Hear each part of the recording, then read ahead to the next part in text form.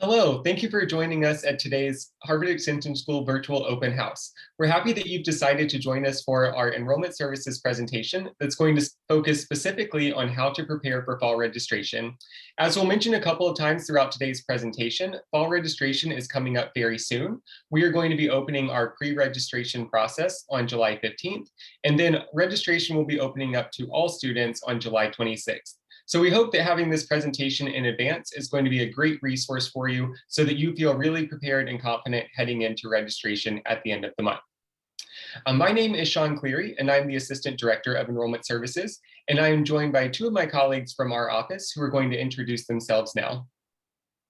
Hi, I'm Maria Dimitros. I'm an enrollment specialist. And I'm Ria Rano. I'm one of the Enrollment Services team coordinators. So you will be hearing from myself, Ria, and Maria throughout today's presentation. And then at the end of the presentation, we will be providing you with our contact information for our office. So in case you have any questions, since we're not able to take questions live in today's format, we definitely encourage you to reach out to our office either by phone or email. Or if you have time today between 10 a.m. and 7 p.m. Eastern Time, we encourage you to stop by our virtual booth here in the Open House platform, where we will have staff members available in our live chats to answer questions about course registration, the course catalog, how to set up your student account, and a lot of other important topics to make sure you're feeling confident after today's event. So we want to first start today by sharing a little bit of information about the Extension School, because we realize that a lot of people watching our presentation and attending today's event are most likely new to Harvard Extension School and may be wondering what we have to offer. The first thing I'd like to mention is our accreditation, as that is something we get questions about from time to time. We are accredited by the New England Commission of Higher Education, and we are also one of the 12 degree granting institutions within Harvard University. In terms of access and opportunity, there's a lot of things available for US students here. There are a lot of individual courses you can choose to register for. So if you're a student who's coming to us to take courses for fun or just to pursue an area of interest, know that you can just take individual courses. You don't necessarily need to be in a degree program to do that. If you are looking to pursue a degree program, we have both undergraduate and graduate options, as well as undergraduate and graduate certificates. Most of our students are adult population, average age of 30 to 32 years old. So a lot of our courses are set up with a part-time pace, knowing that students are balancing a lot of different responsibilities outside the classroom. And also going along with that, we realize that flexible online formats are important to you. So we do have a lot of different options. They're designed to help you thrive within and outside the classroom. And we'll be diving into some of those later in the presentation. And then in terms of our community, we have a global network. So we have students all across the world. There's a lot of different student organizations housed within the Extension School. So it's really easy to connect with students both in the classroom and outside the classroom. You'll also have a lot of one-on-one student advising and support. If you do have time to check out the virtual booths today, you'll really see that in action, as a lot of our student services offices are represented there. And then our faculty is a mix of Harvard University instructors as well as industry experts. I would encourage you all to visit our website after today's presentation, extension.harvard.edu. It was just redesigned earlier this spring and is full of a lot of information, most of which we're going to touch on today.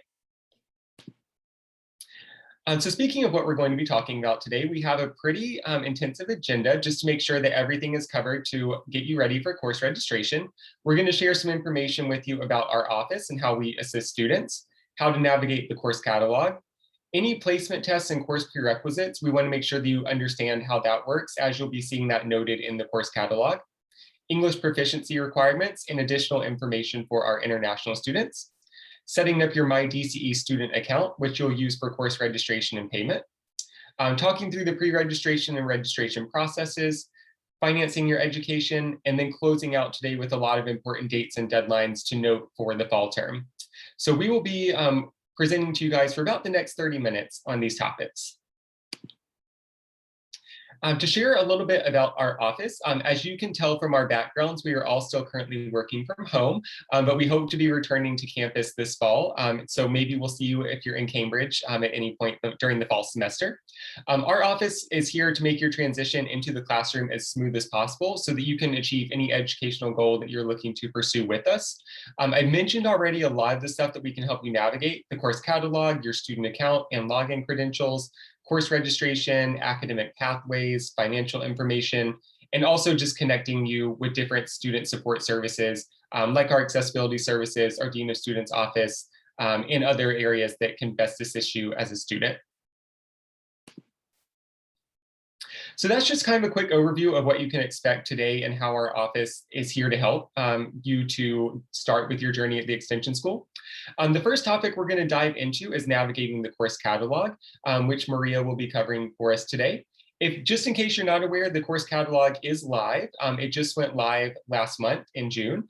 So we do hope that you guys will navigate over there if you haven't done so already and look at the extensive listing of classes that we have being offered this fall. There's close to 1,000 of them. So definitely a lot of different cool opportunities for you to pursue. So with that, I'm going to turn it over to Maria to talk to you about how to navigate the course catalog. Thanks so much, Son. Hi, everybody. I'm Maria. Welcome. We're happy that you're considering to make Harvard Extension School part of your academic journey. I'm going to go over the course catalog with you. And as you can see, our catalog is broken up into 3 different viewing models. You can either view the catalog by your degree of interest through the degree courses, by your certificate of interest, seeing the requirements there, or by viewing all of our courses. In this view, we're looking at all of our courses. We offer over 1,000 courses. And as you can see, you can drop down and search by subject. On the left, you can search by format. By term, we offer fall semester, January intensive 3-week session, and a spring semester. Or on the right, you can filter down for more options.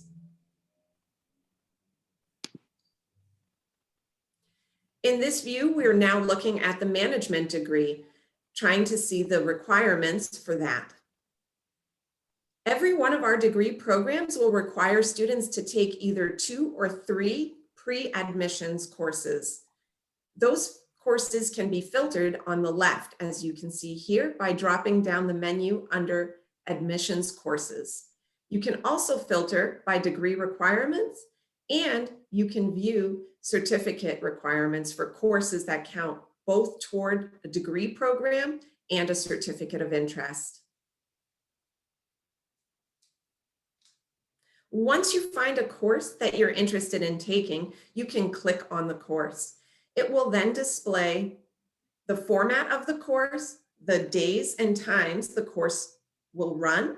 Please note, it's offered in Eastern time. So depending where you are in the world, you'll have to adjust your time to make sure that it will match with Eastern time standards. While you're clicking on the course and the description pops up, you'll be able to see other valuable information, like how the course will meet, if it will be a live web conference, what will be covered in the course material and curriculums. Once a syllabus is ready, it will be posted, as well as any prerequisites required. If there is a test of critical reading and writing skills, please note you must take a test before you will be ready to register. And more about our placement test will be covered by my colleague, Ria. Thank you.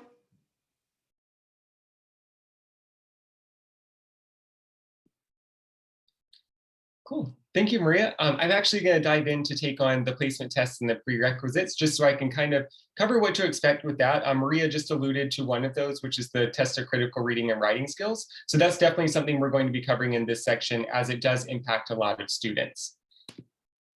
So some general information to start about course prerequisites. You may notice, especially if you saw in the last screenshot in the course catalog, there are different prerequisites that you might see noted. One of them is the test of critical reading and writing skills, which is required. One is the math placement test, which is optional if you're looking to kind of see where you're at with your math skills, especially if it's been a while since you've taken a math class. There are some course descriptions that will list different classes that we recommend that you take. It's not required that you've taken those classes in the past, but it's kind of just there to show you what the professor is expecting in terms of a knowledge level. But know that you can always reach out to the professor anytime just to check to make sure that you're fully prepared to register for that course. But nothing will prevent you from registering for the course if you haven't taken those classes at the extension school before. One thing to note though is that in general, if English is not your native language, you will actually have to submit proof of English proficiency to our department first before you're eligible to register for any courses or even to take the test of critical reading and writing skills. We're going to dive more into the English proficiency information in more detail later, but just want to highlight that here so that you're aware. So that's just some kind of general information about the prerequisites, but we're going to dive into two specifically, which are the math placement test and our critical reading and writing test. So as I mentioned, the math placement test is optional to take to get prepared for several of our courses, specifically those courses that are math courses. They're intended for students who haven't taken a math course recently, just to assess your skill level and see if you feel like you're prepared to register for the course. You can take this test online, available from July 25th to September 9th in online services, which you can actually link to through your MyDCE student account. And the test will be available anytime between 4 a.m. and 11 p.m. Eastern time during those dates for the fall term. There's no time limit and there's no prep that you need to do in advance, so you don't have to study for this test. And your score will actually be available immediately. We do ask if you have any questions about the math placement test to send an email to the email address on your screen right now for the best assistance with any technical issues or other issues that you have with the test. Our second test to be aware of is our test of critical reading and writing skills, which we refer to as the CRWS test for short.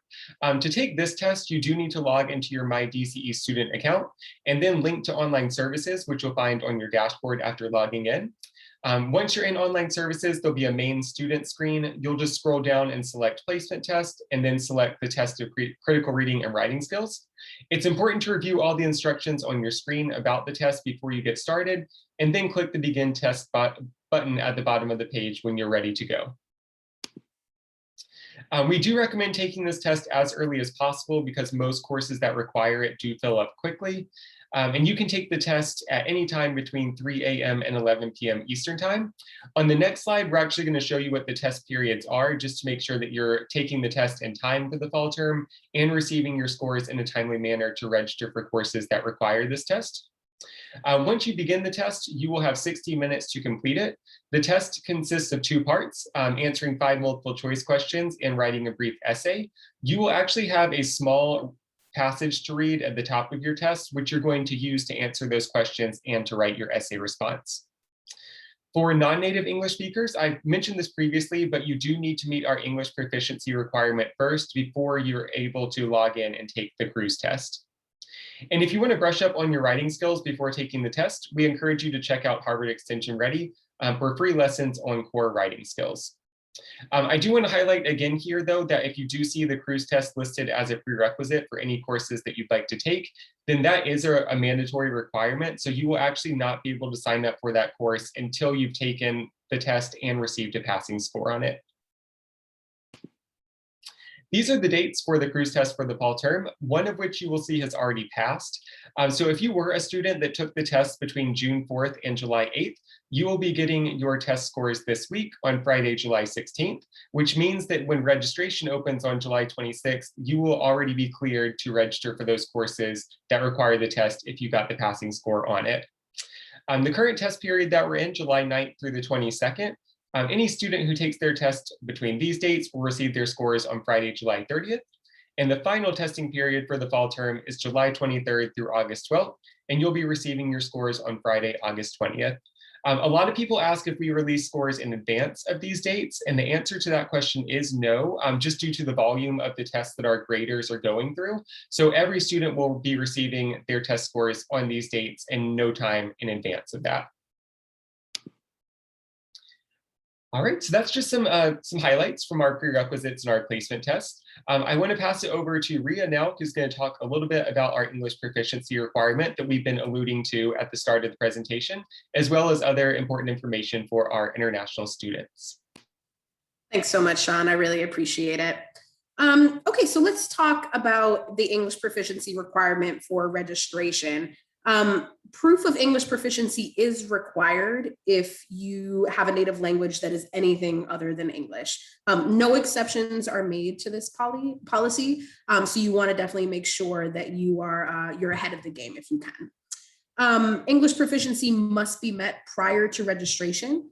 This can be met with two different ways. The first is a satisfactory transcript. We'll go over which countries we usually work with in terms of that, as well as a passing score on one of the tests that we'll talk about as well. You can submit official scores or transcripts via your MyDCE account, which we'll chat a little bit about in the coming slides, or by emailing our proficiency coordinator. So it's at proficiency@extension.harvard.edu. And then please note this as well, for the fall term, the deadline to submit your documentation in order for it to be processed by the end of registration is Thursday, August 19th at 11:59 p.m. Eastern Time. This is really important to note because even if we are still accepting your documentations after this date, it's likely that we will not be able to process it in time before the end of registration. It'll certainly be ready for you in the next semester, but if you're jazzed about taking classes in the fall, it's really important that you get it in at this time. And then, so we can go over a little bit about English proficiency documentation here. So official transcripts have to show completion of a 3 or 4 year high school diploma, a 3 or 4 year bachelor's degree, or a graduate degree from a college or university in the United States, Australia, Canada, New Zealand, Republic of Ireland, or the United Kingdom, at which English is the sole language of instruction. These are posted on our website, so you don't have to memorize those countries. The documents must include at least 1 year of study plus degree completion at one of these schools. So if you are in the process of finishing a degree, but you haven't yet, we will not accept it. In addition to that, if you submit a transcript where you have taken classes in the English language, but it is not one of these countries, we will not accept that either. And with the uncertainty that was surrounding COVID-19, we've opened up the options for testing for students. One of the most frequent ones that we get is the test of English as a foreign language, or the TOEFL, including the TOEFL Special Home Edition, which has been a go-to for a lot of our students. We require a 100 on the internet-based TOEFL IBT. International English Language Testing System, the IELTS, is also a test that we'll take. It has to be the IELTS academic, so please make sure that that's the kind of test that you are taking, and we require a 7.0 on that test. The Pearson Test of English Academic, or the PTEA, is also acceptable. We require a score of 70 on that. And then finally, the Duolingo English test is also acceptable, and you just need a score of 125 on that. I know a lot of students will come to us sometimes and they've gotten really close to these scores, but they didn't actually get it. While we appreciate all the work you've done to get prepared for those exams and to learn a second language, these are non-negotiable scores. We need you to hit these benchmarks to be most successful in our classes.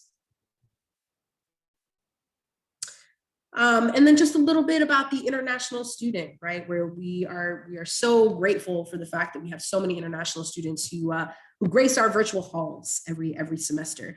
Something that Maria noted before, and I'll note it here again, is that all of our course times reflect the Eastern time zone here in the United States. So again, as you are thinking about taking classes with us, make sure that you're taking courses that you can keep up with just in terms of the time that you're awake. A lot of our students may take classes that are entirely online, so they don't have to be at a certain place at a certain time. And it's your choice as to which format you'd like to use. And again, just to touch on that, some of our courses do require online live participation. So make sure that you're choosing classes that if you can participate online, that you're finalizing that and filtering that in our course catalog. And if not, make sure you're filtering it otherwise. An I-20 certificate or a student visa is not required for online courses. And then in addition to that, the I-20 is only available through Harvard Summer School. So we do not offer that in the fall or spring terms or our January intensive session. And also the optional practical training, or the OPT, is unavailable here as well. And again, if English is not your native language, make sure that you're reviewing the English proficiency requirements so that you can be most successful and most prepared for the beginning of the registration period. And now we'll talk a little bit about your MyDCE student account, which I'll pass over to Maria.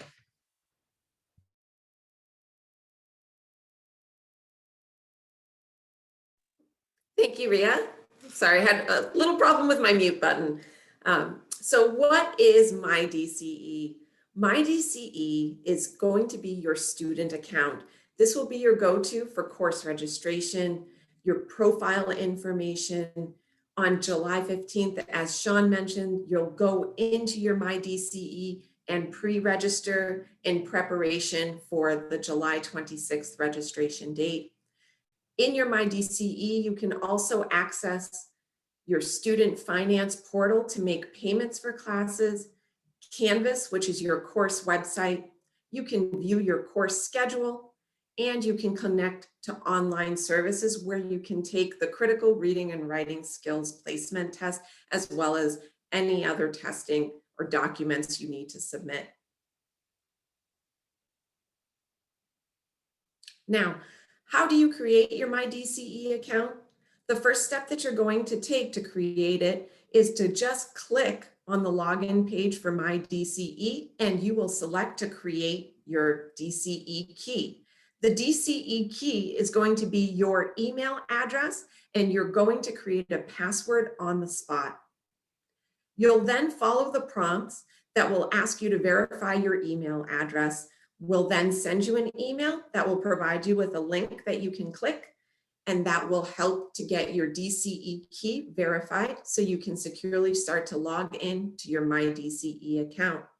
Please make sure that you do check your junk or spam folders, as we've noticed that some of the filters in Gmail accounts or other accounts may block emails sent from our address. So what you'll look for is an email coming from sso@dce.harvard.edu. This will be your verification email.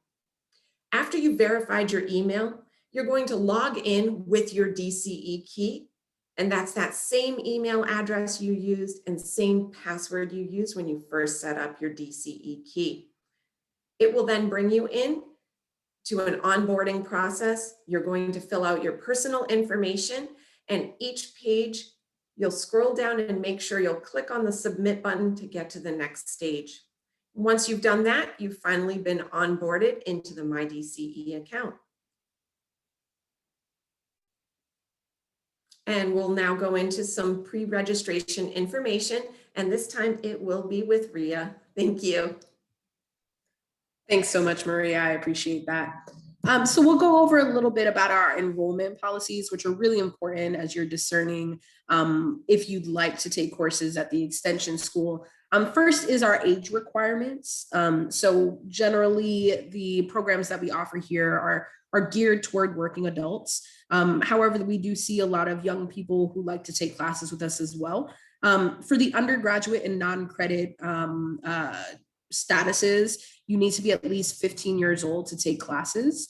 If you are interested in pursuing a graduate level class, you need to be at least 18 years old and in possession of an undergraduate degree. For full and part-time enrollment, so we have full-time enrollment in which that's up to 4 classes in the fall and spring semester. Anything less than that is part-time enrollment.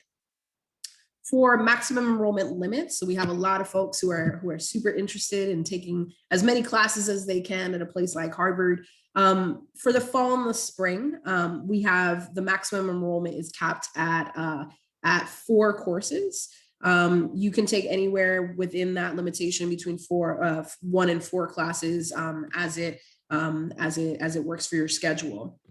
In terms of time commitments, we definitely require, Ivy League level commitment to these classes. In my experience as a recent ALB graduate, I would say that you're in class 2 to 4 hours a week. That's the actual lecture itself. depending on the class. Usually it meets once a week, but some classes will meet twice a week, especially like our language classes, things like that. So you want to keep that on your radar, and then you'll probably have around the same amount, 2 to 4 hours of homework a week as well. So make sure that you're really carving out the time necessary to be successful in the amount of classes that you choose. We do have policies on time conflicts. So you definitely want to make sure that you're not overlapping classes. We'll have students who are often like, well, it's, only a 5-minute difference. I can certainly, leave a class early and get to the other one. That's not going to work for us. We don't allow you to overlap classes like that. And it's mostly because we want you to enjoy every minute of the classes that we have, because they're that rich in content. And then finally, some transfer credit policies. So at the undergraduate level, you are allowed to transfer in a maximum of 64 credits from other accredited institutions. I myself transferred in 50. So we're definitely gracious in terms of what we accept. Usually these will count towards general ed requirements for the undergraduate degree that we offer. There are some classes that need to be taken here. So for example, we have an expository writing class, which is known as Expo 25, that all students have to take in order to gain admission at the undergraduate level here. And oftentimes we get students who have taken writing classes before, maybe even in an honors writing class, and they just simply don't want to take this class again. In terms of those classes, you have to take them with us. We will usually let you use previous expository writing classes towards some other requirement for the ALB program. And then at the graduate level, all of the courses that you take for either a graduate certificate or a graduate degree have to be taken at Harvard. So we don't allow you to transfer in any credits for that. And then just how to register for classes, right? We'll just go over some things that we've hit on today. As Maria was showing us, you need to create a DCE key and your MyDCE account. Your MyDCE account is basically going to be a launching point for all of the things that you'll be using in your career at DCE.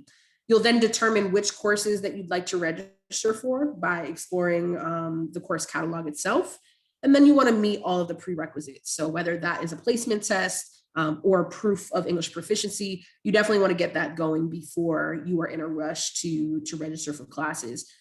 We really encourage you to do all of these things before the first day of registration. Sometimes we get folks who are trying to register on the day of, the first moment that it opens up, and they've just got all these things that they need to take care of first. And sometimes they can miss the spots in limited enrollment classes. So it's really important for you to get ahead in the game, and we want to see you be successful.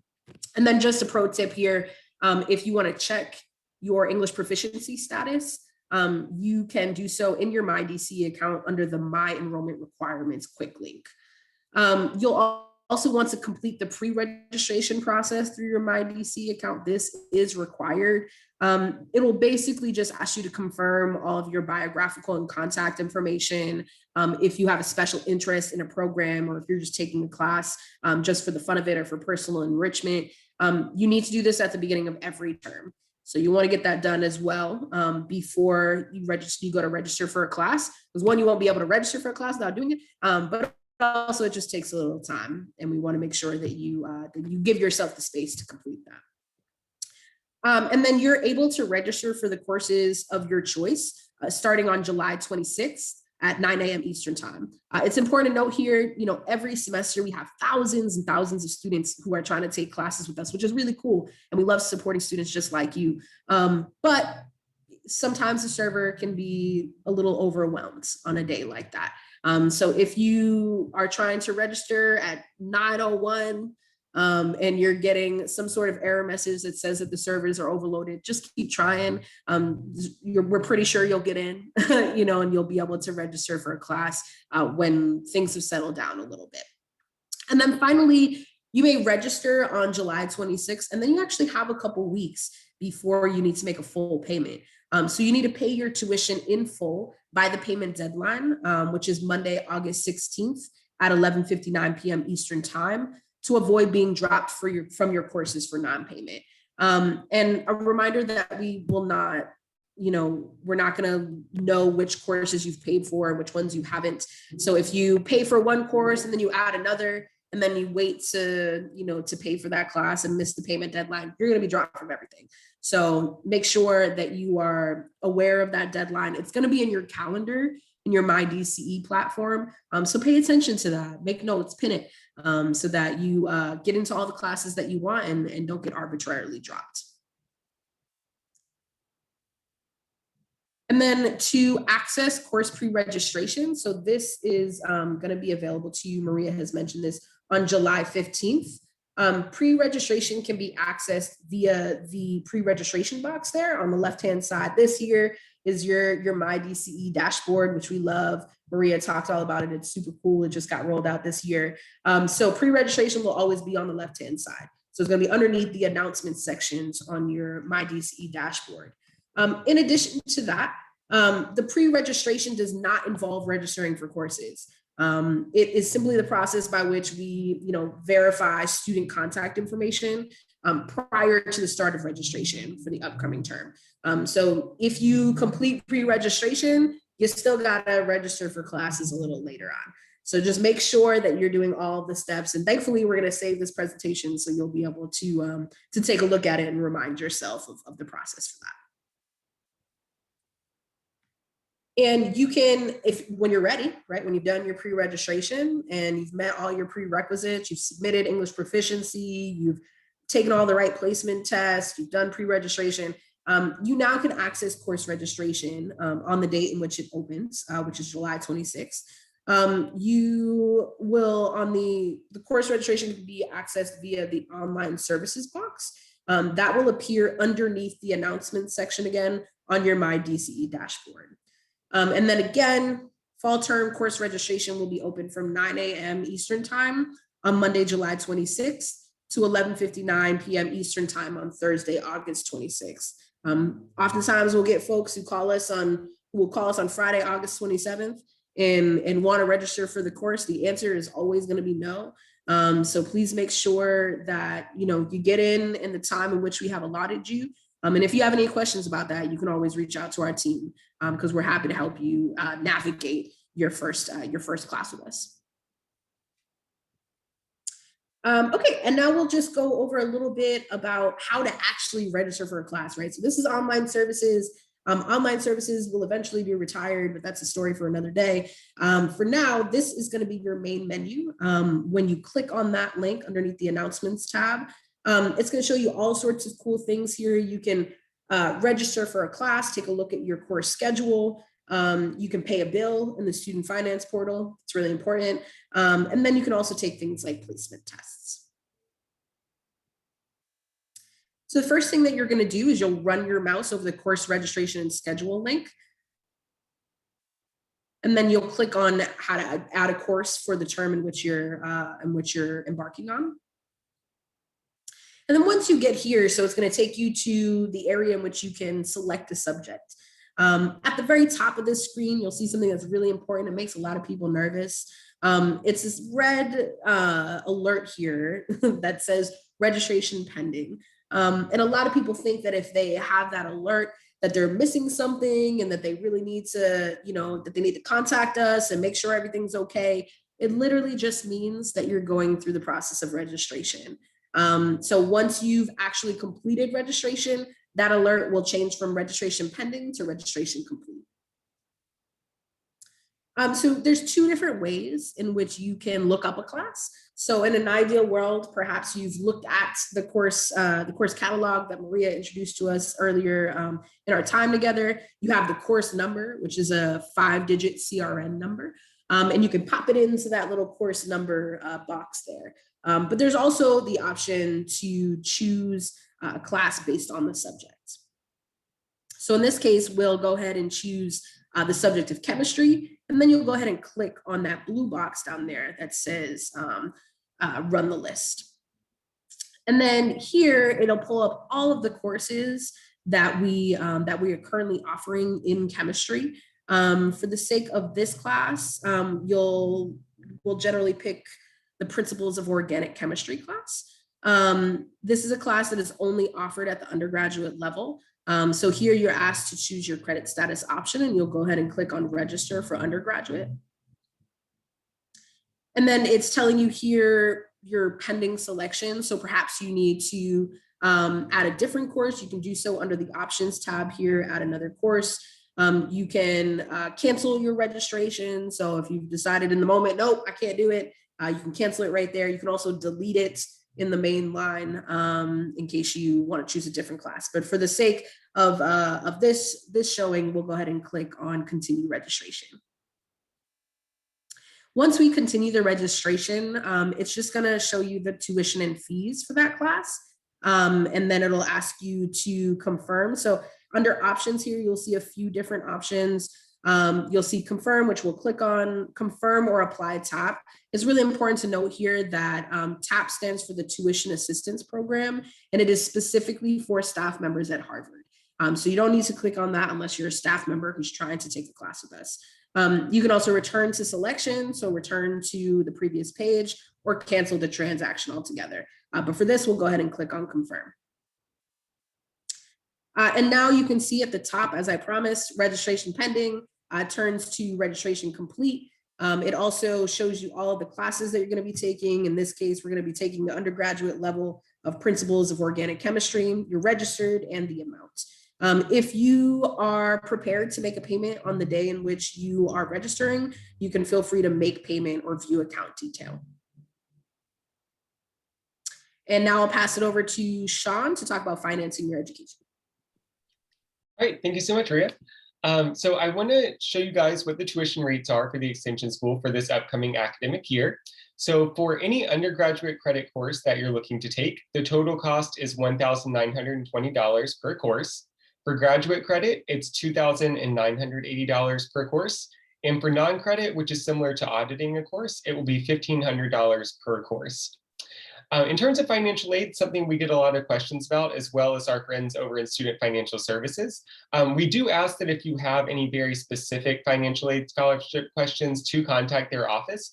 You'll find their phone number and their email address below. They're also offering a presentation in the larger virtual auditorium today, as well as staffing a booth similar to ours in Enrollment Services. So you'll definitely have a lot of opportunities to hear and connect with them during today's event as well. But when it comes to financial aid, there's a difference between what's available for our non-admitted versus our admitted students. So our admitted students are any student who's been formally admitted into a degree program, either at the undergraduate or the graduate level. Those students are eligible to apply for both federal and state financial aid. Non-admitted students are students who may be taking like some general courses with us, but not towards a degree. They may be students who are still working through their pre-admission courses, or they could be certificate students at the undergraduate or graduate level. If you are a non-admitted student, you are not eligible to apply for federal and state financial aid just because you're not technically in a degree program. So you would have to fund your course payments out of pocket. There are different options available for non-admitted students, like private student loans. There's also veterans benefits available if that applies to you. So there are different resources that we do list out on our non-admitted student financial aid website. So we do encourage you to check that out or check in with the Student Financial Services team to learn more about those today. For our international students, the Extension School does currently not offer financial aid and scholarships to international students, just because those tend to be federal and state-based. So they do have to be given out to students who have a United States residency. And then I mentioned veterans benefits. We do have a veterans benefits coordinator in our Student Financial Services office who can definitely help to navigate that process for you of how to apply your benefits towards your courses here at the Extension School. Some important payment and refund deadlines. The payment deadline, as Rhea mentioned earlier, is going to be Monday, August 16th at 11:59 p.m. Eastern Time. So if you register for any courses between July 26th and August 16th, make sure that you have that payment in by the 16th at 11:59 p.m. or you're going to be dropped from your classes for non-payment. If you do happen to be dropped, or maybe you just waited until after the payment deadline to start looking at courses, we do have course registration with immediate payment available from Tuesday, August 17th through Thursday, August 26th. Keep that word immediate payment in mind, because if you are registering for any courses during that time frame after the payment deadline passes, you do need to make that immediate, basically same day payment, or you're going to be dropped not only from the class that you just registered for, but any classes that you registered for between July 26th and August 16th. So it could be possible, and we've seen it happen unfortunately before, where students will lose their entire schedule as a result of just forgetting to pay for one class. So we don't want that to happen to you. So make sure that you're noting all of these deadlines that you see on your screen, which we'll also recap again in the presentation. If you drop a class by September 7th, then you will receive a 100% tuition refund for it. If you miss that date, if you drop by September 14th, we have a 50% tuition refund in place. And then after September 14th, we do not issue any additional tuition refunds. So these are the only opportunities to drop for either the 100 or 50%. And if you decide at any point during the fall term that you'd like to withdraw from your class, you can do that up until November 19th, which is the withdrawal deadline for the fall term. And that doesn't come with any type of tuition refund, again, after September 14th passes. All right, so speaking of important dates, I'm going to turn it over to Maria now, and she's going to recap all of the dates that we have talked about throughout this presentation so that you guys are aware of them one more time, just to highlight their importance. Thanks again, Sean. And if you want to get your calendars ready, I'm just going to cover all of the important dates and deadlines. Our registration is going to open on Monday, July 26th, 9 a.m. Eastern Time. One thing you do want to note is when you're looking at your course description, if you see that there's no enrollment limit, you can hold off to not plug up the calls and the server. That course will not fill up if it's no enrollment limit. The next important payment deadline is Monday, August 16th. Again, remember, if you register on July 26th, and thereafter, you do want to make sure everything you register for, even courses that you're not sure about, get paid for in full or dropped so that you don't have any balance on that Monday, August 16th deadline. Your proof of English proficiency deadline is on Thursday, August 19th. Again, you can try and submit English proficiency requirements, but where there's at least a 5 business day turnaround for your documents to be processed, we may not get to it in time. We do recommend that you have a firm deadline of August 19th. Our registration will close on Monday, August 26th. After this date, no registration will be available. So please make note, that's the final day to register. Once you're registered, you can still make changes to your credit status or your courses all the way through September 7th. That's also the deadline to drop for 100% tuition refund. Again, that's September 7th. You can still drop for a 50% tuition refund on September 14th, as we covered before with Sean. And then our fall term will start on Monday, August 30th. That is the first day of classes, the first day of your academic journey with us. And then the fall term will end on Saturday, December 18th. That whole week will be your finals week. Thanks so much. All right, so we do want to cover some takeaways for everyone today because we realize that it's a lot of information to take in. So we want to highlight some of the main things that we covered. So you'll definitely want to make sure that you're creating your MyDCE student account prior to registration opening on July 26th, since you will need access to your DCE account to actually register for courses. You'll also want to complete pre-registration in MyDCE prior to July 26th as well. You will actually not be able to register for any classes until this process is completed, and it usually takes no more than about 5 to 10 minutes, so it's a pretty fast process. Course registration, again, will open on July 26th at 9 a.m. Eastern Time. You'll want to prepare for some high volume and online services, which is our course registration platform, because we do have thousands and thousands of students who are trying to get registered for classes that day. So this could lead to delays, slow load times, maybe you'll get an error message. Please know that that's normal and that our team is aware of it. It's we just kind of recommend you stay patient, keep refreshing. Usually once we hit about like 11 a.m. Eastern time or noon Eastern time, the registration servers tend to lighten up a little bit. So you may have some better opportunity at getting in without any of those slow load times in the afternoon on that date. Reviewing the academic calendar is always crucial, like Maria just went through, making sure that you're noting all the dates and deadlines for the fall term so that you don't miss anything. Making sure that you register for courses and make payments in a timely manner. We definitely don't want to see students getting dropped for non-payment, so making sure that you're staying on top of those. And then submitting proof of English proficiency if it's required by the EP deadline, which is August 19th. If anyone still has questions after the presentation today, please reach out. Our office wants to help you guys succeed and make sure that your journey and getting started is as smooth as possible.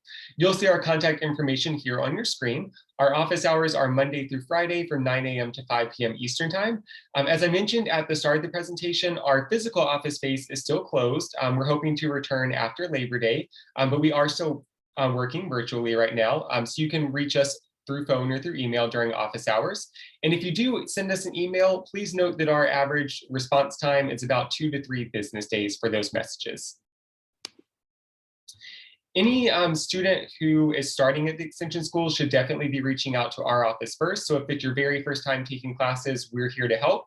If you're a returning student, or maybe you know that you want to pursue an admissions degree program or a certificate, there's additional resources for you as well. Our pre-degree advising and admissions office offers virtual office hours. They have no appointments required for that. So there's a lot of open dates on their website that you can connect with them during. Also, our certificates team offers virtual office hours every Wednesday from 12 to 1 p.m. Eastern time. They're also both represented here in open house today, so definitely encourage you to stop by their virtual booths to get connected with their staff members and learn more about what their teams can assist you with throughout your time here at the Extension School. So we want to thank everyone for coming by our virtual platform today and viewing our Enrollment Services presentation. Again, our team will be hosting a virtual booth today in open house from 10 a.m. to 7 p.m. Eastern time. We're going to be answering a lot of questions on things that we discussed in the presentation today. So we encourage you to hop on over there. Some of our chats are set up as video chats, so you'll be able to talk face to face with our team. Others are typed chats, so you'll be able to connect that way. And we also have moderators moderating our general chat just to help you connect to the right resources around open house today as well. We also want to point out here too, just some quick COVID-19 information, because we know we're going to get some questions about that probably today. The Extension School has made the decision to offer all of our 2021 to 22 academic year courses online, but we do anticipate hopefully a return to campus in some fashion for students either during the spring term or the summer. Please stay tuned to our COVID-19 resources pages on our website. So if you go to the main Extension School website, extension.harvard.edu, there is a COVID-19 updates button in the top right corner. So we encourage you to review all that information that's there if you haven't done so already. There's a lot of good information, especially for our degree program students, about how our on-campus requirements will work next year in the midst of us being virtual still. But that website is constantly updated based on public health guidance. So we hope you'll check it out. We hope that you guys will all continue to stay safe no matter where you are in the world today. And hopefully we'll be able to see a lot of you back in Cambridge again very soon. So thank you again on behalf of our team for joining us today. And we hope that you enjoy the rest of your time navigating through our open house event today.